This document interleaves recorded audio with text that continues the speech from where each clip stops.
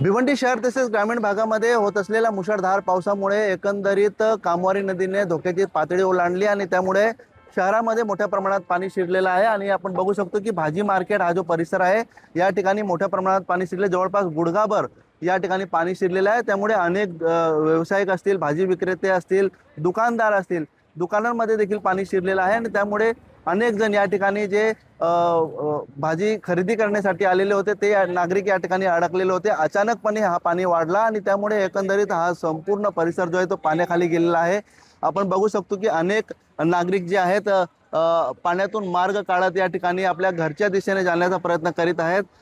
पावसाचा जोर अधूनमधून या ठिकाणी वाढत आहे। त्यामुळे एकंदरीत आपण जर बघितलं तर सध्या या ठिकाणी गुडघाभर पाणी साचलेलं आहे आणि अनेक भाजी विक्रेते असतील किंवा येथील दुकानदार असतील ते या ठिकाणी या पाण्यामध्येच आपले व्यवसाय करताना दिसू लागले। परंतु पाण्याचा जोर जो आहे तो या ठिकाणी वाढण्याची शक्यता आहे। एकंदरीत अनेक जे भाजी विक्रेते होते, खरेदी करण्यासाठी आलेले होते, ते या ठिकाणी अडकून पडलेले होते। मात्र प्रशासनाने आवाहन केलेलं आहे की लवकरात लवकर हा परिसर जो आहे तो खाली करावा, जेणेकरून कोणतीही जीवितहानी या ठिकाणी होणार नाही। परंतु आपण बघू शकतो की अनेक भाजी विक्रेते त्यांची भाजी असेल, त्यांच्या साहित्य असेल, या ठिकाणी त्यांचं नुकसान मोठ्या प्रमाणात होत असतं आणि त्यामुळे या भागामध्ये मोठ्या प्रमाणात पाणी शिरल्यामुळे अनेक नागरिक जे आहेत ते आपली भाजी कशी वाचवता येईल यासाठी प्रयत्न करताना जे आहेत ते व्यावसायिक या ठिकाणी दिसत आहेत। एकंदरीत बाजारपेठ परिसरामध्ये देखील दुकानांमध्ये मोठ्या प्रमाणात पाणी शिरलेलं आहे आणि त्यामुळे पावसाचा जोर जर वाढला तर परिस्थिती अजूनही बिकट होण्याची शक्यता आहे।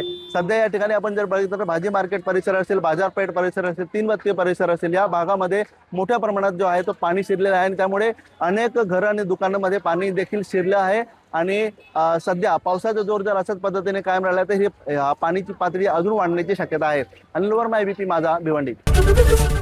एबीपी माझा, उघडा डोळे बघा नीट।